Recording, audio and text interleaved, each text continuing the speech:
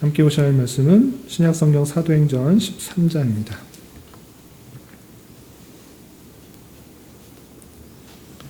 사도행전 13장 44절부터 48절까지 말씀 같이 한번 들어가겠습니다. 사도행전 13장 44절부터 48절까지 말씀, 신약성경 210쪽 전후를 보시면 되겠습니다.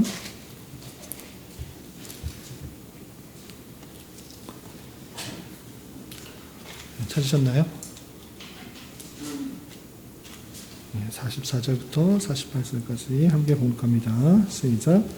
그 다음 안식일에는 온 시민이 거의 다 하나님의 말씀을 듣고자 하여 모이니 유대인들이 그 무리를 보고 시기가 가득하여 바울이 말한 것을 반박하고 비방하거늘 바울과 바나바가 담대히 말하며 이르되 하나님의 말씀을 마땅히 먼저 너에게 전할 것이로되 너희가 그것을 버리고 영생을 얻기에 합당하지 않은 자로 자처하기로 우리가 이방인에게로 향하노라. 주께서 이같이 우리에게 명하시되 내가 너를 이방의 빛으로 삼아 너로 땅끝까지 구원하게 하리라 하셨습니다 하니 이방인들이 듣고 기뻐하여 하나님의 말씀을 찬송하며 영생을 주시기로 작정된 자는 다 믿더라. 아멘. 잘 들었습니다. 오늘 계속해서 하나님의 작정과 또 예정에 대해서 살펴볼 텐데, 오늘 읽었던 이 말씀을 근거로 해서 예정론이 주는 유익과 위로에 대한 내용들 좀 깊이 살펴보도록 하겠습니다. 우리가 읽었던 말씀은 무엇이냐면, 여러분들 사도행전 공부할 때 한번 다 살펴봤는데, 사도 바울이 1차 전도여행을 가서 소아시아 지역에 복음을 전파했습니다.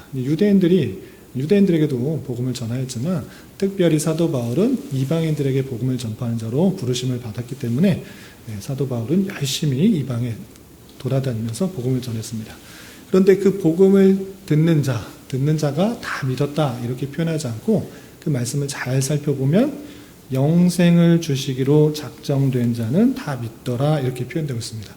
그러니까 그냥 흘려나가 읽을 수도 있는데 하나님의 말씀을 믿는 자는 누가 믿는가? 영생을 주시기로 작정된 자, 하나님의 작정이 있다라는 사실들을 살펴볼 수가 있는 것입니다. 그래서 성경에 분명히 예정과 작정에서 말하고 있기 때문에 이것을 붙들고 날아가야 하는데, 성경에 있는 이 작정과 예정의 내용이 과연 우리에게 어떤 유익이 있는가? 우리 어린 친구들도 있는데 내가 이 자리에서 예정 배워서 뭐 하는가? 작정 배워서 뭐 하는가? 그것을 잘 깨달을 수 있기 바랍니다. 그냥 가만히 앉아있다 가는 것이 아니라 하나라도 정리하고 배우고 익힌다. 이런 생각으로 참여해 주시기 바랍니다. 아시겠죠? 그리고 중간중간에 언제든지 궁금한 것, 잘 이해가 안 된 것은 묻고 답하기 바랍니다. 비록 자리가 그냥 일방적으로 설교하는 자리하고 비슷하지만 여기는 성경 공부 자리니까 공부한다 생각하고 펜 들고 성경책 들고 교재 펴고 그렇게 찾아가면서 열심히 공부하시기 바랍니다. 아시겠죠? 집중해서 잘 듣고 공부하시기 바랍니다. 우리가 지난주에 예정에 대해서 배웠습니다. 그런데 이 예정이 준 것에 어떤 유익과 위로가 있는지 조금 더 내용을 좀 자세히 다시 복습하면서 정리하는 시간이니까 우리가 지난주에 배웠던 거 다시 한번 정리해 보도록 하겠습니다. 우선 지금 우리가 배우는 것은 사람에 대해서 배우는 것이 아니라 누구에 대해서 배우는 것이다? 하나님. 하나님에 대해서 우리가 어떻게 알 수 있습니까? 우리는 지혜도 제한되고 지식도 제한되고 알 수 있는 것들이 대단히 제한적입니다. 그럼에도 불구하고 하나님께서 성경을 통해 어떤 분이시다라고 알려주었기 때문에 우리는 성경에 대한 바른 태도를 가지고 그 알려주신 범위 안에서 하나님을 알 수 있는 것입니다. 그래서 그 알려주신 범위, 그 성경 안에서 하나님에 대해서 생각할 때 크게 두 부분으로 나눠서 이해하면 좀 쉽다라고 말씀드렸습니다. 어떤 것으로 나눈다? 하나님의 존재와 사역, 이렇게 나눠서 하면 하나님은 어떤 분이신가, 또 어떤 일을 하셨는가, 우리 친구 사귈 때도 그가 누구인가, 또 그가 어떤 일을 했는가, 이렇게 나눠서 생각하면 쉽듯이 하나님에 대해서도 그렇게 이해하는 방법을 성경학자들이 취했기 때문에 그런 방법을 도움받아서 하는 것입니다. 그렇다면 하나님의 존재는 여러 가지 존재에 대해서 생각할 수 있지만 특별히 세 가지에 대해서 생각하자라고 했습니다. 첫 번째는 하나님의 이름, 하나님이 어떤 이름을 갖고 계시냐, 왜 이름을 알아야 되느냐. 친구가 이름을 알아야지 그 사람이 어떤 사람인지 파악할 수 있잖아요. 특별히 성경에서는 하나님의 이름만 말씀하시기도 하시지만 그 하나님의 이름에 덧붙여서 어떠한 하나님이라고 했기 때문에 그 이름을 통해서 하나님의 어떠하심들을 좀 생각해 볼 수 있는 것입니다. 그리고 하나님의 어떤 것을 알 수 있죠? 속성, 하나님께서 어떤 속성을 갖고 계시느냐. 하나님의 속성은 많이 있지만 특별히 사람하고 좀 연관해서 생각해 볼 수 있는 그런 속성들에 대해서 무슨 속성이라고 표현했죠? 공유적 속성. 사람과 어떻게 조금 비교할 수 있는 그런 속성들이 있을 때 공유적 속성이다라고, 전혀 다른 속성을 비공유적 속성이다라고 했습니다. 이제 카테고리를 만드는 것입니다. 이 조직신학, 여기 우리 책에 써 있잖아요. 손에 잡히는 조직신학이라고 되어 있잖아요. 혹시 조직신학이 영어로 뭔지 아세요? 조직신학. 시스테매틱. 영어를 잘하시는 분들 콩글리시로 발음해서 죄송합니다. 시스테매틱 시올로지라고 합니다. 그러니까 시스템을 만드는 거예요. 이 신학에 대해서 너무나 많기 때문에, 하나님에 대해서 너무 많기 때문에, 성경에 너무 많기 때문에 시스템 하는 거, 조직화하는 게 필요하다라고 해서 그런 분야를 조직신학이라고 해요. 제가 그래서 계속적으로 카테고리를 만들고 분류를 하는 이유가 뭐냐면 그게 조직신학의 방편이에요. 그렇게 만들어 놓고, 가지를 만들어 놓고, 칸을 만들어 놔야지 여러분들이 알고 있는 그 내용들을 잘 넣어 놓고 거기 안에서 오류가 없게, 또 뼈대를 만들어 놓고 살을 붙이는 그런 과정이기 때문에 시스테매틱 시올로지를 한다, 시스템을 만든다, 조직을 한다, 이 생각을 해야 되기 때문에 제가 계속적으로 구분을 하는 것입니다. 그런 방편이 조직신학이다라고 생각하시면 되고요. 그리고 존재에 있어서 빼놓지 말아야 될 것, 하나님의 존재는 어떻게 되어 있다? 삼위일체로 계시는다. 삼위일체 하나님인 것입니다. 삼위로 계시는 한 분 하나님, 그것이 성경에서 말하고 있는 하나님이다 라는 것들을 몇 번씩이나 누차 말씀드렸습니다. 그래서 삼위일체 하나님을 알아야지 성경에서 나오는 그런 표현들에 대해서 오해를 하지 않을 수 있다. 어떨 때는 성부로 드러나기도 하고 성자로 드러나기도 하고 성령으로 나타나는데 도대체 누가 하나님이냐 이렇게 막 따져 묻고, 믿지 않는 사람은 예수님도 하나님이고 성부도 하나님이고, 그럼 변한 것이냐, 계속적으로 모습이 변하는 것이냐라고 물을 수 있는데, 삼위로 계시는 성부 하나님, 성자 하나님, 성령 하나님, 이분이 이 삼위로 계시는 한 분 하나님에 대해서 성경은 말하는 것이다, 이렇게 자신 있게 대답을 할 수 있어야 됩니다. 자, 그리고 이제 사역으로 돌아왔습니다. 사역도 이해를 돕기 위해서 창조 이전과 창조 이후로 나눌 수 있다 했습니다. 그래서 기준 창조인데, 창조 이전에 하나님께서 과연 무엇을 하셨는가? 시간이 나타나기도 전, 창조 때부터 시간이 존재하는 것입니다. 그 이전은 태초 이전 영원인데, 그 영원에 있어서 하나님께서 어떻게 하셨는가? 모든 것을 작정하셨다, 계획하셨다. 사람은 아무 계획 없이 그렇게 사는 사람도 많이 있습니다. 내일 해야 될 일, 뭐 이렇게 생각해 놓고 그렇게 하느냐. 그냥 닥치면 하면 되지라고 사는 사람도 있습니다. 물론 그런 장점들이 있는데, 그럼에도 불구하고 하나님께서는 아무런 계획 없이 행하시는 것이 아니라, 말씀을 찾아보니까 어땠습니까? 모든 일을 그 선하신 뜻대로 작정하시고 그 작정하신 대로 행하신다. 에베소서 1장 11절에 아주 중요하게 나타났던 것입니다. 그래서 그 말씀대로 우리가 하나님께서 그 작정하신 대로 일을 행하시는 분이 하나님이시구나 라는 것들을 알 수가 있고, 모든 것들을 하나님께서 작정하셨을 때 그 특징을 다양하게 표현할 수 있지만 4가지로 정리했습니다. 우리 교재 18페이지에 하나님의 작정과 그 특징, 지난주에 배웠는데 다시 한번 복습하면서 정리하겠습니다. 첫 번째, 하나님께서는 어떻게 작정하시는가 라고 할 때 그 마음에 선하시고 지혜로운 뜻 가운데 어떻게 하신다? 작정하신다. 작정하는 것은 하나님 마음이다. 하나님의 선하신 뜻이다. 누구에 의해서, 누구의 영향을 받아서 작정하시는 것이 아니라 하나님의 마음, 그 선하시고 지혜로운 뜻, 그 뜻 가운데 작정하신 것입니다. 하나님께서 머릿속에 다 계획하시고 작정을 하셨다. 이렇게 표현한 것이고, 그 작정은 변경이 된다, 안 된다? 변경되지 않는다. 계획이 변경되지 않고 신실하게 이루어 가신다라고 표현했습니다.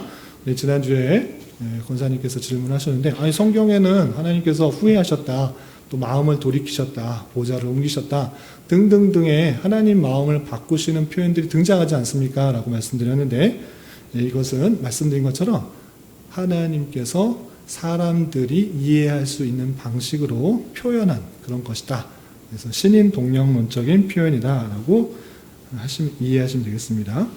그리고 성경에 그런 표현 있잖아요. 성경에는 하나님의 편팔로 하시며 하나님의 눈동자같이 지키시며 이런 표현들이 등장합니다. 하나님께서 눈동자가 있으시고 팔이 있으십니까? 없으시죠. 그럼에도 불구하고 하나님께서 사람들이 어떻게 이해하는 방식을 돕기 위해서 그런 표현들이 다양하게 등장합니다. 사람하고 비슷하게 표현해야지만 사람들이 이해하기 쉬우니까 그런 식으로 표현하는 것들이 성경에는 다양하게 등장한다. 그렇기 때문에 하나님께서 계획을 변경하시고 또 바꾸시고, 이거 사람에 따라서 어떻게 되는가 그런 것이 아니고, 다른 표현과 함께 살펴볼 때 그 표현은 사람들이 이해하기 좋은 방식으로 표현한 것이다. 사람들이 이해하기 좋은 방식으로 표현한 것이다. 그래서 신인 동령론적인 표현이다 라고 이해하시면 되겠습니다. 그리고 세 번째, 하나님의 작정은 무조건적이고 모든 것을 포괄하신다. 조건에 따라서 한 거 아시고 하나님의 무조건적인, 하나님의 절대 선하신 뜻, 그 뜻 가운데 모든 것을 작정하시고 모든 것, 식물, 동물 뭐 할 것 없이 다 포함하시는 작정이다. 하나님께서 허락하지 않으면 참새가 떨어지지도 않고 팔리지도 않고, 심지어는 하나님께서 허락하셨기 때문에 바다의 경계가 정해진다. 파도가 쳐서 들어오고 날르고 이렇게 파도 치는 그런 경계도 하나님께서 행하시는 것이다 라는 그런 표현들도 등장한 것입니다. 이렇게 사람과 동물뿐만 아니라 식물과 피조세계 전체를 포괄하신다라는 사실들을 살펴볼 수 있습니다. 그리고 마지막, 하나님의 작정. 죄에 대해서의 작정은 어떤 적이죠? 네? 필연적, 허용적이라는 표현을 썼습니다.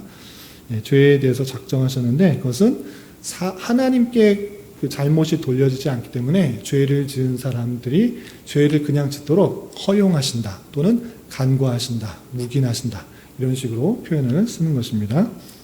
그래서 아담이 죄를 짓도록 그냥 하셨다, 또는 그 많은 사람들이 죄를 짓도록 하나님께서 작정하지 않으셨느냐, 하나님께서 계획하지 않으셨느냐, 그러면 하나님께서 죄의 창시자다, 죄의 원인자다, 이렇게 죄를 말할 수 있는데 그렇게 표현하지 않는 것입니다. 그것은 죄에 대해서 하나님께서 그 사람을 만들 때 인격적인 존재, 어떤 것을 행할 수 있는 존재로 만드셨기 때문에 그것에 대해서 책임을 줄 수 있도록 한 것입니다. 그래서 죄를 짓도록 허용하셨다, 관과하셨다, 이렇게 표현하고 그 죄의 책임에 대해서 그 사람에게 돌리는 것입니다. 그리고 모든 것을 포괄하여 하나님께서 작정하셨지만 특별히 사람에 대해서 작정하신 것을 무엇이라 표현한다? 예정이라고 표현한 것입니다. 그러니까 작정의 범위는 전체이고 예정은 부분 어떤 것이다? 거기에 부분 집합으로, 우리 수학 시간에 배웠나 모르겠어요. 큰 것 안에 작은 것이 있는 것입니다. 전체가 작정인 것이고 사람에 대해서 말할 때 예정이다라고 표현한 것입니다. 근데 이 사람에 대해서 예정은 선택과 유기로 나눠진다. 아주 모든 것을 예정했지만 특별히 구원받기로 예정한 것을 선택, 그리고 구원받지 못하도록 하나님의 지옥 가운데 빠지는 사람을 선택되지 않았다, 유기하였다, 놓았다, 이렇게 표현한 것입니다. 그래서 선택과 유기, 크게 두 개로 나뉘어진다. 마치 영화에서 보면 주인공과 주인공이 아닌 보조 출연자, 주연과 조연, 이런 식으로 나눌 수가 있는 것입니다. 여기까지 지난주에 배웠던 거 다 기억하시죠? 이것이 성경의 아주 중요한 핵심 사상입니다. 이런 것을 모르고 있으면 하나님께서 계속적으로 마음을 바꾸는 것 같고, 사람이 어떻게 결정하느냐에 따라서 또 하나님도 변경되는 것 같고, 하나님이 사람에 끌려다니면서 겨우겨우 구원하기 위해서 열심을 내시는 것 같고 이렇게 표현될 수 있지만, 전체 성경을 잘 살펴보면, 통찰력 있게 살펴보면 하나님의 놀라운 주권 가운데 하나님의 뜻을 이루기 위하여, 하나님의 택하신 백성들을 구원하시기 위해 구약뿐만 아니라 신약 시대까지 한치도 오차 없이 하나님의 놀라운 능력 가운데 그의 백성을 부르시는 것을 볼 수 있습니다. 우리 계속 11월달, 12월달 어떤 성경 읽고 있죠? 말씀일기 보면 선지서, 소선지서, 선지서 중에 소선지서, 선지서, 대선지서, 소선지서 마찬가지로 공통 주제는 무엇이냐? 죄에 대한 심판, 그리고 하나님의 백성에 대한 회복. 전체적인 건 그거예요. 우리도 또 스가랴 말씀을 읽어가고 있지만 계속적으로 하나님께서 그 죄에 대해서 백성을 심판하시고 멸하시고 또 징계하시지만, 궁극적으로 하나님의 택하신 백성을 구원하신다라는 말씀을 빼놓지 않습니다. 그 메시아를 보내서 구원하실 것이라는 것들을 보여주고 있는데, 그것이 아주 중요한 구약과 신약에서 동시에 나타나는 하나님의 택하신 백성을 전혀 잃지 않으시고 구원하시겠다라는 그런 놀라운 약속인 것입니다. 사람이 어떻게 결정했기 때문에, 사람이 회개하고 뒤우치고 돌이켰기 때문에 구원하신다? 선지서를 제대로 읽어보신 분이면 그렇게 말할 수 없는 것입니다. 그냥 죄 가운데 빠진 그 백성들이지만 하나님께서 택하신 백성들을 구원하시겠다, 회복시키시겠다, 메시아를 통해서 다시 영원한 통치를 하시겠다. 그리고 무엇을 덧붙이고 말하겠습니까? 이스라엘 백성들만 구원하시겠다라고 표현하지 않고, 만방의 하나님의 택하신 만방의 사람들을, 내 백성들을 부르시겠다, 이렇게 표현하고 있는 것을 볼 수 있습니다. 그러니까 혈육적인 이스라엘 백성들만 하나님께서 택하셔서 구원하셨다, 이것이 아니고 하나님의 택하신 예정, 하나님께서 계획하신 자가 있고, 그 계획하신 자를 하나님의 때 하나님께서 부르시는데, 그 공의를 이루시기 위해서 죄에 악된 그 백성들, 스스로 구원받을 수 없는 그 백성들을, 그 죄를 담당하시기 위해서 성자 하나님께서 성육신하셔서 예수로 오신 것이고, 십자가에 달려 돌아가셔서 공의를 이루시고 구원하신 것입니다. 이렇게 이해하시면 되겠습니다. 이렇게 예정론이 줄 때, 예정론에 대해서 말할 때 어떤 위로가 있는가라고 할 때, 예정론이 주는 위로와 주의해야 될 점, 여기가 아주 중요합니다. 성경에서 말하고 있는 이 내용들을 잘못 이해할 수도 있고 잘 이해할 수 있는데, 잘 이해하는 방법은 뭐냐? 왜 예정론을 말하는가라고 했을 때는, 우리의 구원이 내가 믿었기 때문에, 내가 결심했기 때문에, 내 부모님이 신앙을 갖고 있기 때문에, 또는 내가 지혜가 높아서, 지혜가 좋아서, 또는 어떤 방식으로 내가 결단했기 때문에가 전혀 아니라, 오직 주님의 선하신 뜻에 의하여 선택받은 것이고, 선택받았기 때문에 구원받은 것이다. 그렇기 때문에 그 구원의 공로가 오직 누구에게 있다? 하나님께. 그러니까 내가 구원받은 것은 하나님께만 공로가 돌려져야 되고, 또 하나님께 대한 감사와 찬송과 영광이 돌려져야 돼요. 옆에 있는 사람, 믿지 않는 사람, 그 사람보다 내가 뛰어나서 구원받은 것인가? 내 옆에 있는 사람들보다, 밖에 세상에 있는 다른 사람보다 내가 어떤 것이 좋아서 구원받는 것이 전혀 아니라, 나 같은 죄인도, 나 같은 연약한 사람도, 나 같은 부족한 사람도 하나님의 선택을 받아 내가 예수 그리스도를 정말 고백하게 되었구나라고 했기 때문에 하나님께 대한 감사와 찬양과 영광이 돌려지는 것입니다. 반대로 그 사람, 하나님께만 영광과 찬송과 영광이 돌려진 사람은 반대로 자신은 어떻게 되는 것입니까? 겸손함이 있는 것입니다. 겸손함. 남에 대해서 내가 뭐 했다라고 생각하지 않고 하나님의 은혜를 충만히 받은 자다라고 해서 겸손함이 주어진 것입니다. 그래서 겸손함으로 하나님께만 영광과 찬양이 돌려지는 게 예정론의 유익이다. 그리고 두 번째는, 지난주에도 말씀드렸지만, 내가 하나님의 예수 그리스도를 고백해서 구원받았지만 그 근본적인 원인은 택하심이 있기 때문에 삶에 있어서 구원의 최종 결정조차 내 신앙에 의해서 구원받는 것이 아니라 택하신 백성을 사랑하시는 것을 끊을 수 없는 그분의 선택, 그분의 속성, 그분의 말씀에서 찾기 때문에 정신을 잃은 병약자, 병환자나 지체 부자유자나 영아, 태아의 죽음에까지 천국 소망회로의 위로가 있는 것입니다. 이해가 되시죠? 제가 열심히 이렇게 여러분들이 여기 수요일에도 성경 공부하기 위해서 나왔는데 이렇게 열심히 있을 때 죽는 것과 열심히 살다가 죄를 짓고 또 방탕한 삶을 하고 하나님을 원망하고 불평하고 왜 이렇게 힘든 삶을 나에게 줍니까? 또는 내가 죄를 짓다가 죽었어. 그러면 내가 회개하지 못했기 때문에 지옥에 가는 것입니까? 아니다 라는 것입니다. 나에게 달려있는 것이 아니라 하나님에게 달려있다라는 것입니다. 그래서 내가 열심히 신앙생활을 하고 있을 때 아니더라도 또 정신을 잃어서 하나님을 부정하고 하나님을 원망하고 신앙이 없다고 말할지라도 하나님의 그 택하심 가운데 있을 수 있다라고 믿는 것입니다. 그리고 영아, 태아 이런 아이들이 죽었을지라도 우리는 천국회로의 소망이 있다 없다? 있다. 영아가 어떻게 하나님을 고백하고 예수님을 고백하고 입으로 시인합니까? 할 수가 없죠. 우리 교회에서 제일 어린 아이가 누구죠? 소망이. 세봄. 소망이 왜 나오지?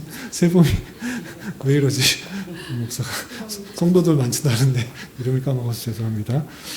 신세봄과 또 건호 있는데 아이 말 못하잖아요. 부모님 말도 물론 아이 알아듣는 것도 있겠지만 예수님에 대해서 아무리 말해도 반응할 수가 없잖아요. 그런 애들이 갑작스럽게 안 좋은 일을 당했다. 그럼 다 지옥 가는 겁니까? 뱃속에 있는 아이는 어떻게 다 지옥 가는 겁니까? 그렇지 않다. 우리는 하나님의 백성은 하나님의 가정에서 주실 것이라는 그런 믿음이 있는 것입니다. 당연하게 믿지 않는 가정에게 하나님의 백성을 주실 것이다 라기보다는 하나님의 일반적인 속성상 하나님의 그 택하신 백성들을 하나님의 자녀의 가정에서 주실 것이라는 그런 기대가 있는 것입니다. 다 그렇다는 건 아닙니다. 믿는 가정에서도 믿지 않은 자들이 태어날 수도 있고 믿지 않는 가정에서도 믿는 자가 태어날 수도 있습니다. 그러나 우리의 기대는 일반적으로 하나님께서는 그 백성들을 믿음의 가정 안에 주어서 잘 자라나게 하실 것이라는 기대 때문에 이 아이가 비록 자기 스스로 믿음을 고백하지 못하고 예수님에 대해서 시인하지 못하고 운명을 거두었을지라도 하나님께서 그 선하신 뜻 가운데 천국으로 데려가셨을 것입니다라는 기대를 가지고 위로를 받을 수 있는 것입니다. 그럼 내가 믿었기 때문에 구원받는다라고 하는 그런 입장에 있어서는 그렇게 함부로 천국에 대해서 말할 수 없는 것입니다. 그러나 우리는 예정론을 믿는 사람은 그렇게 말할 수 있다 하는 것이고요. 질문인데요. 네, 말씀하십시오. 그 선택한 사람인데 자살을 했다. 그러면 선택받은 사람인데 자살할 경우는 어떻게 되느냐라는 거잖아요. 그건 마찬가지입니다. 자신의 어떠한 죄도 하나님의 주권을 이길 수 없는 것입니다. 그 큰 죄를 지었을지라도 아주 큰 죄입니다. 자살이라는 것은 자기의 모습, 하나님의 형상을 갖고 있는 그 몸을 함부로 해왔기 때문에 아주 큰 죄입니다. 그럼에도 불구하고 그 죄는 하나님의 놀라운 사랑에서 끊을 수가 없는 것입니다. 이해가 되시죠? 그 죄가 그런데 그렇다고 막 자살하는 그런 일은 절대 아닙니다. 해서는 절대 안 되는 것인데 하나님을 온전히 믿고 예정론을 믿는 사람이라면 자살하는 것이 가능하진 않습니다. 왜냐하면 하나님께서 이렇게 어려움을 통해서 극복하게 하시고 연단되게 하시고 하나님만 바라보게 하는 것으로 신앙을 이겨나가야 되는데 그렇게 그 신앙을 올바로 갖고 있다고 하면 자살할 수가 없는데 자살했기 때문에 정말 신앙을 가진 것인가라는 궁금증은 있는 것입니다. 이해가 되시죠? 그럼에도 불구하고 자살하는 그 고통스러운 시간 속에서 회개할 수도 있는 것입니다. 내가 잘못 생각했구나. 내가 왜 이런 어리석은 일을 했을까? 라고 하면서 마치 예수님께서 십자가에 달려 돌아가실 때 좌우편에 있었던 강도가 회개했던 것처럼 그 죽는 시간에 회개할 수도 있기 때문에 우리가 어느 누구도 함부로 천국에 갔다, 지옥에 갔다가 함부로 결정할 수는 없습니다. 추측하거나 기대할 수는 있으나 우리가 그 사람에 대해서 판단할 수가 없습니다. 당장에 보이는 이 많은 교회 안에 있는 성도들이 다 천국 간다. 기대는 그렇지만 말씀에 의해서는 가라지도 있다라고 표현하고 있는 것입니다. 열심히 신앙생활 하다가도 이단에 빠져서 이단에 아주 그냥 심취해서 계속 그런 일을 하고 있는 거기 때문에 어떤 사람도 판단하지는 않습니다. 그러나 핵심적인 것, 어떠한 죄도 사람의 생명을 자기뿐만 아니라 수많은 사람들을 죽이는 그런 죄일지라도 하나님의 그 능력과 주권 가운데 크지 않다. 하나님께서 그 모든 것들을 덮으실 수 있다. 이것이 중요한 내용입니다. 수많은 살인과 범죄를 저지른 그 흉악범이 그냥 감옥에 있다가 어느 날 예수님 복음을 전해 듣고 회개하고 예수님 믿고 가는 사람도 있는 것입니다. 그 죄도 하나님께서 씻어주시기도 하는 것입니다. 근데 그 피해를 준 것은 상당히 말로 다 할 수 없는 그런 아픔이지만 그럼에도 불구하고 선택과 요기에 있어서 그런 죄조차도 하나님께서는 그 능력 가운데 부르시면 부르실 수 있다. 이렇게 이해하시면 되겠습니다. 여기 뒤에 내용이 그것입니다. 그래서 택자와 유기자의 모습은 하나님의 감추어져 있는 뜻으로 알 수가 없습니다. 전혀 우리가 알 수 없습니다.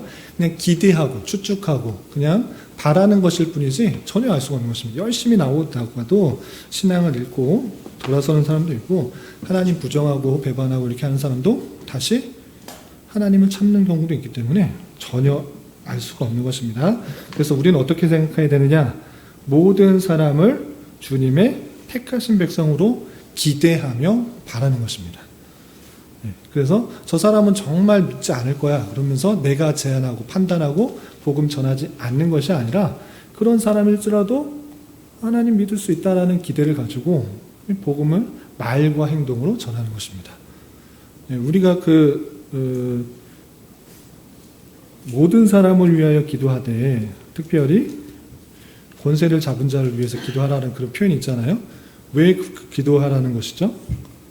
하나님께서 그 권세를 주셨기 때문에 물론 그 말씀도 로마서 13장의 표현인데 한번 찾아볼까요? 디모데전서 2장 원래 하려던 것이 아닌데 그냥 자연스럽게 이루었으니까 한번 찾아보겠습니다. 우리 어린 친구들도 디모데전서 2장 4절 말씀 한번 2장 1절부터 4절까지 말씀을 읽어보겠습니다. 시원이 디모데전서 2장 1절부터 4절까지 찾으셨나요? 같이 한번 읽어보겠습니다. 시작. 그러므로 내가 첫째로 권하노니 모든 사람을 위하여 간구와 기도와 도구와 감사를 하되 임금들과 높은 지위에 있는 모든 사람을 위하여 하라. 이는 우리가 모든 경건과 단정함으로 고요하고 평안한 생활을 하려 함이라. 이것이 우리 구주 하나님 앞에 선하고 받으실 만한 것이니 하나님은 모든 사람이 구원을 받으며 진리를 아는 데 이르기를 원하시느니라. 아멘. 우리가 문맥을 통해서 읽어야 된다 몇 번 강조하는 것 중에 하나가 이겁니다. 먼저 2장 4절 하나님은 모든 사람이 구원을 받으며 진리를 아는 데 이르기를 원하시느니라. 이 문장, 이 절만 띄어서 읽으면 어떻습니까? 하나님께서 진정으로 원하는 것은 이 세상 모든 사람 한 명도 빼놓지 않고 구원받기 원하신다. 정말 진리를 잘 받아서 진리를 잘 알아서 구원받기를 원한다. 그런데 그들이 믿지 않아서 그들의 결단으로 믿지 않아서 구원에 이르지 못한 것이다 라고 그렇게 말하는 것입니다. 만인 구원설을 말하면서 예수님께서 십자가에 달려 돌아가신 것은 모든 사람이 구원받기 위해서 돌아가신 것인데 그들의 결단 속에서 믿지 않았기 때문에 예수님의 그 큰 사랑도 알지 못하고 불순종하게 했기 때문에 구원받지 못한 것이다 라고 흔히들 말합니다. 이렇게 적용하면 된다 안 된다? 안 된다. 문맥을 좀 읽어봐라. 이 무슨 뜻인가? 모든 사람은 위에 있는 사람들 모든 사람들이 구원받기를 원한다라는 그런 뜻입니다. 그리고 이제 여기서 한 번 더 건너뛰어서 제가 말하고 그랬었던 거, 기도할 때 누구를 위하여 기도하는가? 임금들과 높은 지위에 있는 모든 사람을 위하여 하라 이렇게 됐습니다. 왜 그랬는가? 라고 할 때 첫 번째 이유는 이것은 우리가 모든 경건함과 단정함으로 고요하고 평안한 생활을 하려 함이라 했습니다. 모든 사람을 위해서 도구하는 것, 돕는 기도를 해야 되는데 특별히 임금들, 높은 지위에 있는 권세 있는 사람들을 위해서 해라. 왜? 그 사람들이 올바로 통치해야지 너희들이 고요하고 평안한 삶을 살아갈 수 있지 않느냐. 그들이 막 정치하고 엉망으로 정치하면 너가 정말 신앙생활 잘할 수 있을 것 같으냐? 너가 열심히 일하고 열심히 해봤자 그 사람들이 다 그냥 세금으로 가져가면 뭐 할 수 있겠느냐? 그러니 그 임금들, 높은 지위에 있는 사람들, 권세자들에게 잘 기도해서 그들이 올바른 통치를 해서 모든 사람이 경건함과 단정함과 고요하고 평안한 생활을 일반적인 나라 안에서의 그런 삶을 살아갈 수 있도록 기도해라 라고 하는 것입니다. 그런데 중요한 것은 두 번째 이유인 것입니다. 이것은 첫 번째 이유입니다. 두 번째 이유는 아까 이런 것들은 하나님께서는 모든 사람이 구원을 받으며 진리를 아는데 이르기를 원한다라고 표현하고 있습니다. 여기서 모든 사람 누굽니까? 앞에서 말했던 임금들, 높은 지위에 있는 모든 사람들, 이때 당시에 누가 통치했습니까? 로마 시대 때 로마의 폭정들을 견디고 있는 사람들이 있었던 것입니다. 특별히 하나님을 믿고 예수님을 믿는 사람들은 이 로마 황제와 그 높은 지위에 있는 사람들의 폭정을 해서 핍박받고, 아니 무슨 나를 섬겨야지 하나님을 섬기고 있냐? 얘네들 그렇게 섬기면 되겠느냐? 너 다시 다 포로로 와. 그리고 세금 막 내. 이렇게 부당한 이익을, 부당한 핍박과 착취를 당하고 있는 상태였던 것입니다. 그런데 그런 사람들 위해서 기도하지 말라고 했습니까? 기도하라고 한 것입니까? 기도해라. 네가 보기에는 저 사람이 정말 사탄의 자손들 같고 악의 무리들 같은데 그런 사람들 위해서 기도해라. 하나님 믿는 사람 저렇게 핍박하고 세금 갈취하고 탄압하고 인권을 유린하는 그런 사람들 위해서 기도해라. 하나님께서는 그런 사람들에게도 진리를 알고 구원에 이르기를 원한다. 그런 사람들 네가 제한하지 말고 복음 전하고 삶을 통해서 정말 순종하고 또 이 땅에서 영원히 살 것 같지 않고 이 땅에서는 훈련하는 사람이구나. 그런 모습으로 천국을 소망하며 하나님의 백성답게 사랑을 베풀고 인애를 베풀고 정직과 또 성결로서 행하는 그 모습들 보여라. 그렇게 되면 그들이 하나님을 알고 진리를 알고 돌이킬 수 있을 수 있으니 그렇게 행하라 라고 표현하고 있는 것입니다. 이렇게 내 생각과 판단으로 사람을 가두어 놓지 말고 모든 사람이 구원을 받기 택하신 백성이라는 기대를 가지고 대하는 것입니다. 제가 지난주에 한번 들려드렸죠. 제가 이제 운전을 할 때 물론 짜증나고 화가 나고 빵빵거리고 싶은 데도 있는데 뭐는 저 운전을 잘하는 건 아니지만 갑자기 껴들거나 그냥 막 이렇게 할 때 빵 그러고 싶고 빵빵빵 하고 싶고 막 욕하고 싶은데 그러지 않는다고 말했습니다. 왜 그런다고 그랬죠? 앞에 있는 차가 우리 교회 성도. 네, 저 앞에 있는 성도가 우리 교회 성도님이겠거니 이렇게 생각합니다. 항상 그렇게 생각해요. 어떤 짜증이 나는 갑자기 껴들거나 막 이렇게 할지라도 저 교회 저 앞에 있는 차가 우리 교회 강정만 집사님이겠거니 조대현 성도님이겠거니 뭐 이런 식으로 생각을 합니다. 그래서 딱 내렸는데 우리 교회 성도님이고 얼마나 부끄러워요. 아니, 목사가 뭐 좀 끼어들었다고 빵빵거리며 욕하면서 막 그랬다 그러면 얼마나 좀 부끄럽겠어요. 그러지 않을지라도 당장의 교인이 아닐지라도 저가 앞으로 장래의 어떤 교회의 성도이 되겠거니 얼마나 급한 일이 있었겠느냐라고 하면서 절대 욕하거나 빵빵거리거나 혼내지 않습니다. 그런 것과 마찬가지로 여러분들도 주변에 핍박하는 사람, 무시하는 사람, 뭐 자에게 해코지 하는 사람, 손해를 끼치는 사람 긍휼히 여기고 불쌍히 여겨야 되는 것입니다. 그러니까 내가 유익을 얻으려고 하면 그 경제관계에 있어서도 마찬가지입니다. 내가 이득을 많이 취하면 당연히 경제적인 논리에 있어서 상대방이 손해를 끼치는 것입니다.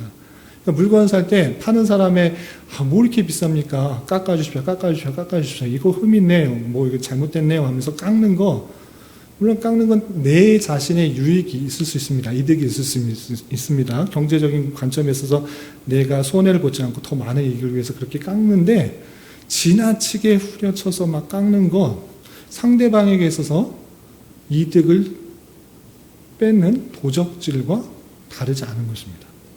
상대방이 우리 교인이라고 생각해 보십시오. 우리 시온이랑 나랑 성도와 관계인데 내가 그것을 깎아서 내 이익을 많이 취하기 위해서 깎아서 했다. 당연하게 저 성도 시온이는 돈을 받을 수 있는 만큼 받은 겁니까? 못 받은 겁니까? 못 받은 것입니다. 그런 관점에 있어서 지나치게 내 유익을 취하면 상대방의 손해가 될 수 있는 줄 알아 그 관계를 함께 생각할 수 있는 것이 성도가 되어야 되는 것입니다. 그래서 내가 좀 손해보더라도 상대에게 유익이 될 수 있겠구나. 저 사람이 저렇게 노력하고 수고하는데 돈 좀 더 줄 수도 있구나. 나는 물론 저 사람이 더 많이 부유하고 내가 더 이렇게 가난할 수 있는데 상대방의 부유를 주고 또 행복해 줄 수 있다면 그런 것도 감수할 수 있는 자가 되어야 되는 것입니다. 이런 마음으로 상대방에게 대하는 자세가 우리가 필요하고 그것을 통해서 하나님께서 원하시는 모습으로 있어야 될 것입니다. 네, 그렇다면 예정론과 작정에 대한 반론들 여러 가지가 있는데 세 가지로 정리할 수 있습니다. 큰 내용들이 있는데 세 가지로 반박하는데 그것에 대한 내용들을 좀 살펴보도록 하겠습니다. 첫 번째는 예정 또는 작정의 교리는 인간의 도덕적 자유의지와 모순된다라고 말하는 것입니다. 하나님께서 다 작정하셨다면 내가 움직이는 것도 내 마음대로 못하겠네. 내가 하고 싶은 것 하도록 못하겠네. 나 의지가 있는데 분명히 그것대로 하지 못하고 하나님의 그냥 계획과 또 작정대로만 해야 하기 때문에 인간의 의지가 전혀 없는 그런 모습이 아니냐라고 말하면서 그 작정의 교리, 예정의 교리는 틀렸다, 모순된다라고 말합니다. 그런데 이건 다시 한번 말씀드리지만 하나님께서 사람을 인격적인 존재로 만드셨습니다. 로봇으로 만드신 것이 아니고 인격적인 존재로 만드셨습니다. 그건 무슨 뜻이냐면 로봇과 인격적인 존재의 차이점 무엇이냐라고 할 때 의지가 있는 것입니다. 의지. 내가 하고 싶은 대로 행할 수 있는 것이 사람이고 로봇은 프로그램 되어서 행하는 것입니다. 하나님께서 그럼 다 작정했다고 하면 모든 것을 작정했다고 하시면 로봇하고 똑같은 것 아닙니까? 라고 할 때 한 가지 덧붙여서 설명하면 됩니다. 그건 무엇이냐면 인간의 의지를 전혀 해치지 않는 방식으로 하나님께서 작정하시고 계획하시고 예정하시다. 이것이 놀라운 특징인 것입니다. 아니 어떻게 그럴 수 있습니까? 라고 할 때 하나님께서는 그렇게 하실 수 있습니다. 라고 표현하는 것입니다. 여러분들 지금 자고 싶으면 자고 물 먹고 싶으면 물 먹고 싶고 또 그냥 듣고 싫어서 그냥 나갔으면 나갈 수도 있고 하고 싶은 대로 할 수 있습니까? 없습니까? 할 수 있습니다. 그게 의지를 갖고 있다라는 것입니다. 그럼에도 불구하고 하나님께서 그 모든 것을 모르시지 않고 그 계획에서 벗어나는 것이 아니라 그 가운데 다 포함된다라는 것입니다. 그렇기 때문에 여기서 발견할 수 있는 한 가지, 그건 무엇이냐? 하나님의 위대성인 것입니다. 인간의 의지를 전혀 해치지 않는 방식으로 모든 것을 계획할 수 있는 분이구시구나를 깨닫기 때문에 하나님의 위대성이 드러나는 것입니다. 이해가 되시나요? 우리 시오가 만드는 것도 좋아하고 프로그램 하는 것도 좋은데 어떤 것을 만들어내는데 프로그램 돼 있는 대로만 되잖아요. 그런데 그 프로그램들이 자신의 스스로 할 수 있게 만들었다. 아주 프로그램 잘해가지고 이렇게 만들었다. 그러할 때 좋은 프로그램과 그 방법으로 만든 것이 잘 드러나면 드러날수록 더 높여지는 것이 누구냐? CEO의 뛰어남. CEO가 어떻게 더 잘 만들었냐? 이것이 드러나는 것입니다. 마찬가지로 사람이 전혀 인간의 의지와 계획들 이런 것들이 깨트려지지 않음에도 불구하고 하나님께서 모든 것을 다 그 계획 가운데 통치하고 운행하시고 역사하시고 섭리하신다. 이런 것들을 볼 때 하나님이 정말 놀랍고도 신비한 능력이 있다라는 것들을 깨닫게 되는 것입니다. 이해되시나요? 중간중간 모르시면 물으셔도 됩니다. 그리고 두 번째 반론이 있습니다. 그렇다면 하나님께서 다 작정하고 계획하시고 예정하셨다고 하면 죄와 악의 참 창시자이다라고 표현한 것입니다. 하나님께서 다 작정했기 때문에 불의한 것들, 죄악된 것들, 이런 것들이 그것도 하나님께서 계획하시고 작정하시고 행하셨기 때문에 그럼 하나님이 다 악한 것이네, 악한 분이시네 라고 이렇게 표현하기도 합니다. 그러나 그렇지 않은 것을 알습니다. 왜냐? 이 세상에 악이 존재하는 것은 아까 말씀드린 것처럼 허용적 작정에 의해서 드러나고 있는 것입니다. 하나님께서 죄를 계속적으로 만드시는 것이 아니라 어떻게 하셨다고요?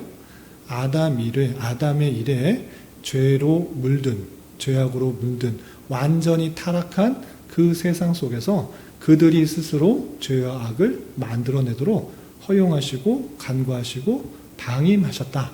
이렇게 표현한 것입니다. 하나님께서 힘이 없으셔서 능력이 없어서 존재하지 않기 때문에 그들이 악을 해내는 것이 아니라 타락한 사람이 하나님의 모습에서 타락한 모습들이 행하는 모든 것들이 어떤 것인지를 적나라하게 보여주는 것이다. 이렇게 이해하시면 되겠습니다. 그럼에도 불구하고, 여기서 그럼에도 불구하고 중요합니다. 허용적 작정을 통하여서 죄악들이 그들의 스스로 그 죄악된 모습들로 살아감으로 말미암아 다양한 죄악들이 드러나는 것을 통해서 궁극적으로 하시는 것이 무엇인가? 그것은 하나님의 택하신 백성들을 더욱더 훈련시키고 연단시키고 하나님의 역사만을 바라보게 하시는 놀라운 형편으로 사용하시는 하나님의 뛰어난 마스터 플랜을 생각해 볼 수 있는 것입니다. 이해가 되시나요?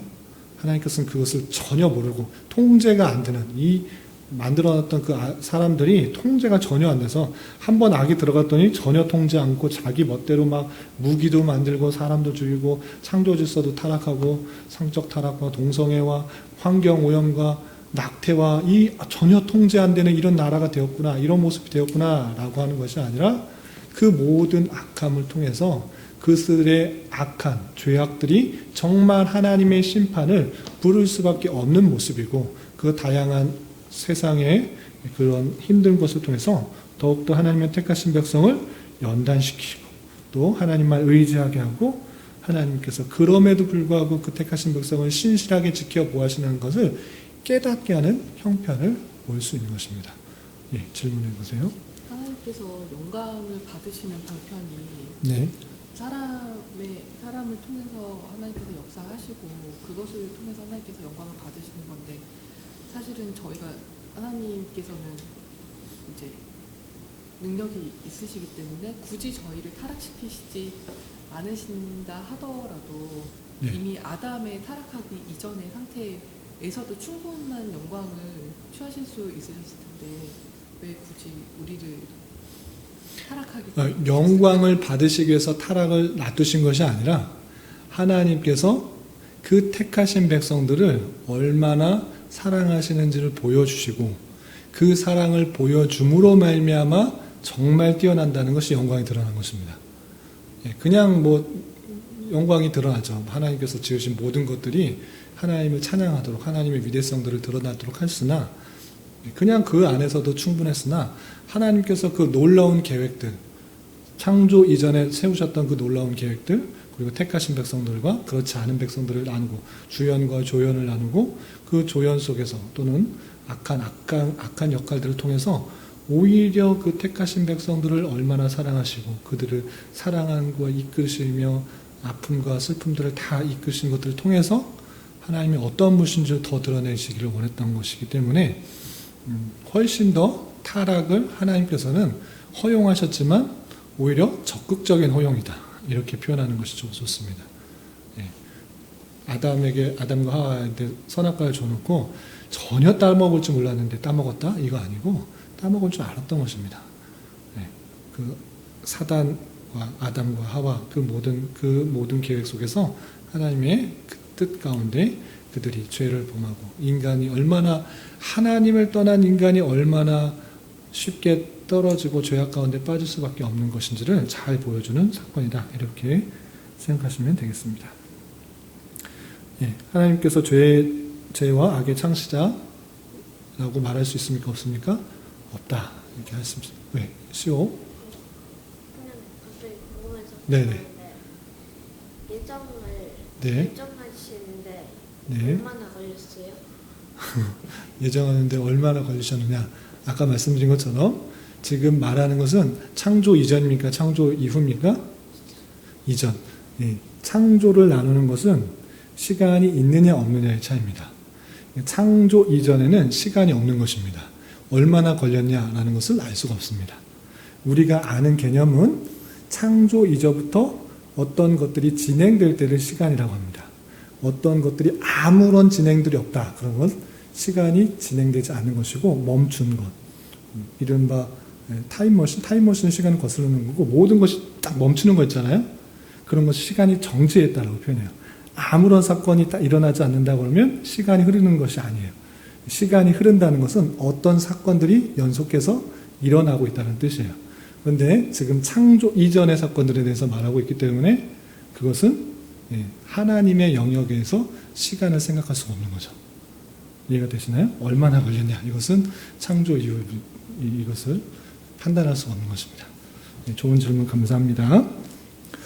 마지막으로 예정교리는 복음 전도를 막는다. 왜? 하나님께서 택하신 백성과 그렇지 않은 사람 선택과 유기를 분명히 계획하셨기 때문에 내가 전하지 않았더라도 하나님께서 그냥 알아서 구원하시고 뱃속에 있는 아기나 어린아이들도 그냥 구원하시는데 내가 굳이 전할 필요가 있느냐 이렇게 따져 물을 수 있습니다.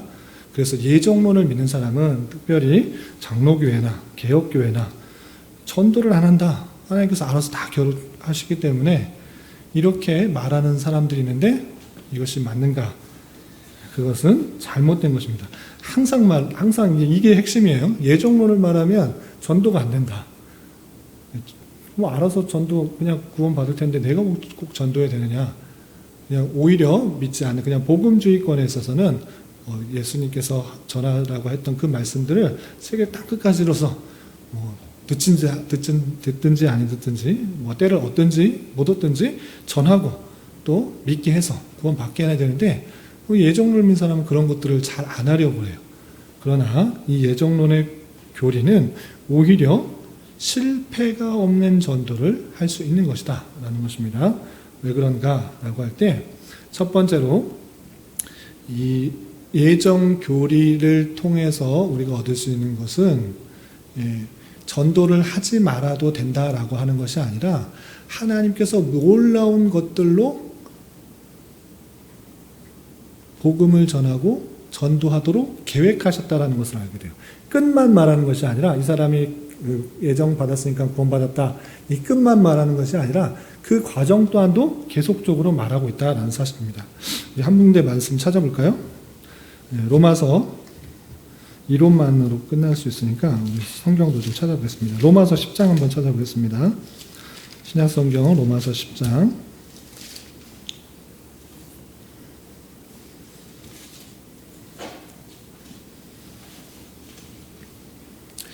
원래 10절부터 15절까지 읽으면 좋은데 그냥 13절부터 15절까지만 읽겠습니다. 로마서 10장 13절부터 15절까지 찾으셨나요? 네, 함께 읽어보겠습니다. 시작. 누구든지 주의 이름을 부르는 자는 구원을 받으리라.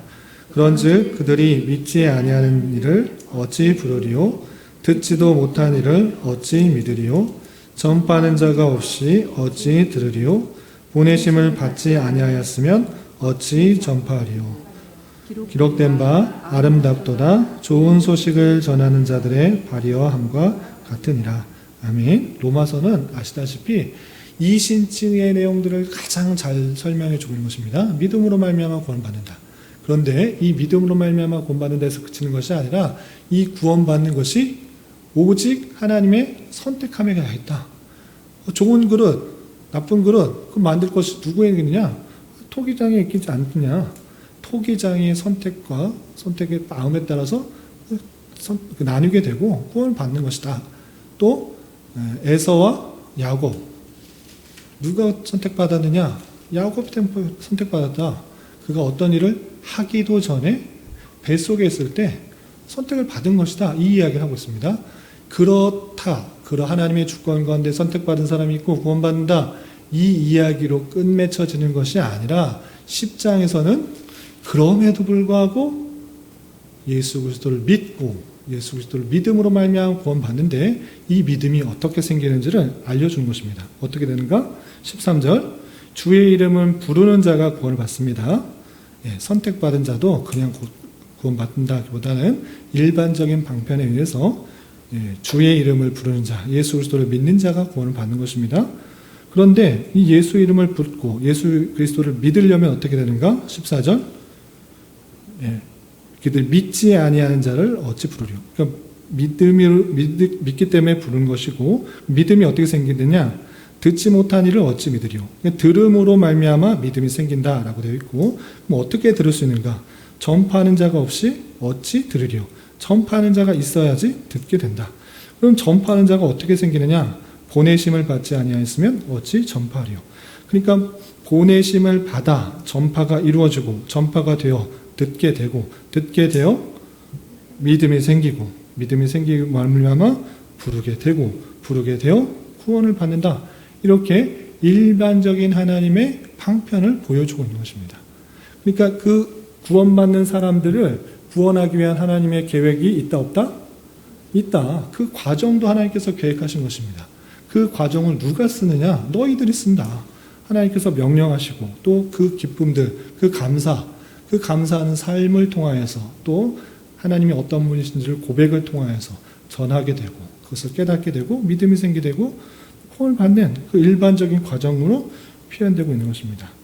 그래서 이 전파하는 자, 그 전파하는 자가 저와 여러분이 되어야 하는 것입니다. 하나님의 택하신 백성을 통해서 복음이 전파되게 되지 전혀 믿지 않는 사람을 통해서 복음이 전파되겠습니까? 전파되지 않는 것입니다. 저와 여러분들이 그 택하신 백성들을 부르시는 일반적인 방편으로 쓰임받는다. 그러니까 말로써 행동으로써 그리스도인의 삶이 어떤 것인지를 보여줌으로써 택하신 백성들이 주께로 되돌아오게 됐다는 사실들을 잊지 말아야 될 것입니다. 그래서 우리는 복음을 전하는 자로서 삶을 살아가야 되는 것이고 그 복음은 그 전하는 자의 삶은 실패가 없는 것입니다. 왜? 하나님께서 택하신 백성들은 하나님께서 구원하실 것이기 때문에 내가 잘못 전했기 때문에 내가 실수했기 때문에 그가 믿음을 갖거나 갖지 못하는 것. 이거 아니다. 이것이 아주 중요한 자세입니다. 복음 전파할 때 내가 잘 전해야지만 내가 잘 설득해야지만 잘 해야지만 구원받을 수 있다. 물론 그것이 그렇게 될 수도 있습니다. 그러나 그렇지 않을지라도 전도에 미련한 것을 통하여서 복음이 전파되고 또 그 하나님이 택하신 백성들은 구원을 받게 하는 것입니다. 오늘 처음 읽었던 사도행전 13장 48절 핵심적인 내용이 무엇입니까? 하나님께서 구원하시기로 예정된 자는 다 믿더라. 이것이 아주 중요한 자세인 것입니다. 그러니까 내가 전했을 때 믿을까 안 믿을까 어떻게 반응할까 걱정과 두려움할 것이 없이 담대하게 전하는 것입니다. 믿든지 안 믿든지 상관없다. 내가 알고 있는 바를 내가 표현할 수 있는 그 방법으로 담대하게 전하는 것이고 그들이 당장에는 믿지 않았을지 몰라도 당장에는 반응이 없을지 몰라도 하나님께서 그 택하신 백성들의 마음을 감화시키고 깨닫게 해주신 것은 하나님께서 하실 일이다. 내가 그 사람의 마음을 바꾸는 것이 아니라 그 사람의 마음을 바꾸는 것은 하나님이다. 그러므로 담대하게 전하고 또 복음에 대해서 아는 것을 보여주는 것 그것이 나의 할 일이지 그 사람의 마음을 바꾸는 것이 아니기 때문에 그 복음 전도를 막는 것이 아니라 실패 없는 복음 전도인 줄 알아 담대하게 행할 수 있다는 것입니다. 지난주에도 말씀드렸는데 교회 개척도 마찬가지입니다. 제가 이 자리에 가서 교회 개척을 했는데 내가 열심을 함으로 말미암아 사람들이 오고 가고 안 오면 어떡하지? 우리 가족만 있으면 어떡하지? 그런 식의 내용을 갖고 있으면 개척하기 쉽지 않습니다. 실패하면 어떡하지? 몇 년 하다가 그냥 문 닫으면 어떡하지? 이런 걱정을 하면 절대 할 수 없습니다. 그러나 예정론을 확실히 믿는 사람은 실패 없는 복음 전도뿐만 아니라 실패 없는 교회 개척을 할 수 있는 것입니다. 해외 성도를 할 수 있는 것입니다. 왜 그렇습니까? 내가 성도를 이만큼 모아야지만 성공입니까? 그렇지 않은 것입니다. 비록 저 혼자만 있더라도, 아니 우리 가족만이 있을지라도 내가 갖고 있는 그 바른 신앙의 내용을 우리 가족에게 올바로 전했다. 그러면은 그것이 그냥 성공인 것입니다. 하나님께서 또 때에 따라서 적절하게 보내주시기도 하고 깨달은 그 가족이 또 사람들에게 전할 수도 있고 그렇게 행할 수 있는 것입니다. 내가 행했기 때문에 어떤 것을 만들어냈기 때문에 성공이 아니라 적어도 이 가족이 아니라도 적어도 저 혼자만이라도 복음의 내용들을 잘 깨닫고 복음의 내용들을 전하는 것을 통해서 개인의 성숙이 있고 또 하나님의 말씀에 합당한 삶을 적어도 저는, 여러분들은 아니지만도 적어도 저는 말씀을 전하는 자로서 말씀을 했기 때문에 그것에 얽매여 있는 것입니다. 제가 이렇게 살아야 됩니다. 이렇게 살아야 됩니다. 라고 말해놓고 뒤에서 딴 게 행할 수가 있습니까? 물론 행할 수도 있지만 더 그런 일들이 줄어들 수밖에 없는 것입니다. 그렇기 때문에 하나님께서 그 마음을 주시고 행동하는 것에서는 실패가 없다. 하나님께서 한 명이라도 그것을 변화시켜서 또 그 삶을 변화시키고 그 주변에 영향을 미치는 사람들로 있는 줄 알아 담대하게 복음을 전할 수 있는 것입니다. 숫자의 문제가 아니라 한 사람이라도 하나님의 말씀에 따라 올바로 서게 하는 것, 그것이 하나님께서 원하시는 것이고 또 성도에게 마땅한 표현인 것 줄 알아 담대하게 그 길을 갈 수 있는 것입니다. 교회 개척뿐만 아니라 선교의 자리에서도 마찬가지입니다. 내가 뭐 큰 사업을 이루고 큰 선교를 이루어서 해야지만 성공이다? 아니고 비록 한 명도 전도하지 못하고 그냥 죽어가는 선교사일지라도 그의 삶의 모습을 멀찌감치 보고 후에 변화되는 일들이 있을 수도 있고 우리나라 선교도 그렇게 이루어졌다는 사실들을 잊지 말아야 될 것입니다. 그렇기 때문에 예정교리는 복음 전도를 맡는 것이 아니고 실패 없는 복음 전도를 맡는다라고 해서 모든 사람이 구원받기로 작정되었을 것이라는 기대를 가지고 삶을 통하여서 또 말을 통하여서 하나님의 사랑을 잘 전할 수 있는 자가 되어야 되는 것입니다. 혹시 질문 있으시면 질문하시고 없으면 마치도록 하겠습니다. 질문 있으세요? 없어요? 네. 한번 다 했던 건데 말씀드렸다시피 정리하는 것입니다. 여러분들하고 신앙생활을 하려면 적어도 이것이 기초가 되어야 돼요. 이거 아주 가장 기본적이고 기초적인 내용들을 다시 한번 정리하는 것이기 때문에 묻고 답하는 것을 통해서 확고하게 딱 자리 잡을 수 있길 바라고 정리된 상태에서 많은 것들을 덧붙이고 또 살을 붙이고 성경의 내용들을 다 붙여서 풍성하게 누가 질문해와도 누가 뭐 이렇게 물어봐도 이렇게 잘 대답하고 내 삶에 대해서 담대하게 말할 수 있는 그런 삶이 되어야 될 것입니다. 다음 시간에는 악인에 대한 하나님의 작정에 대해서 배우도록 하겠습니다. 기도하겠습니다. 하나님 아버지 감사합니다. 오늘 하나님의 작정하신 가운데 특별히 사람에 대한 작정, 예정에 대해서 살펴보았습니다. 또 예정론이 주는 유익과 또 위로에 대해서 살펴보았는데 하나님께서 말씀을 통해서 분명히 사람에 대해서 또 선택받은 사람에 대해서 계획하시고 작정하셔서 또 그 백성을 신실하게 이끌어 가시는 것들을 살펴볼 수 있도록 인도하시고 우리가 오직 하나님의 선하신 뜻 가운데 선택함을 받아 예수 그리스도를 구주로 고백하는 은혜를 받아 구원받은 것에 대하여 늘 겸손히 주님께 감사와 찬송을 올려드린 자 되게 하시고 또 구원받은 자답게 주님께서 원하시는 삶을 우리의 삶의 자리에서 잘 실천하며 행할 수 있는 자 되게 하여 주시옵소서. 주님, 교회 내 육체의 연약함과 질병으로 병원에 치료를 받은 손길들이 있사오니 주여 잘 회복되게 하시고 건강한 모습으로 주님의 교회를 더욱더 든든히 세워나가며 주님의 선한 도구로 기이 쓰임받게 하시고 온 성도들이 주님의 선하신 섭리하심을 보고 더욱더 주님을 찬송할 수 있는 그런 기회 될 수 있도록 인도하여 주시옵소서. 가정의 여러 가지 문제로 기도하는 손길들, 또 직장과 사업장의 문제로, 경제적인 문제로, 또한 여러 가지 이유로 마음 아프고 상처받은 인원들 있습니까? 주님 다 치유하여 주시고 회복하여 주셔서 또 아름다운 교회를 잘 이루어나갈 수 있도록 주님 인도하여 주시옵소서. 12월은 성탄의 달로 보내려고 합니다. 주님께서 우리를 사랑하여 주셔서 이 땅에 오신 것들을 기억하며 외롭지 않게 하시고 또 그 사랑을 받는 자로서 우리의 삶의 자리에서 힘있게 살아갈 수 있는 우리 모두가 될 수 있도록 인도하여 주시옵소서. 예수님의 이름으로 감사히 기도드리옵나이다. 아멘.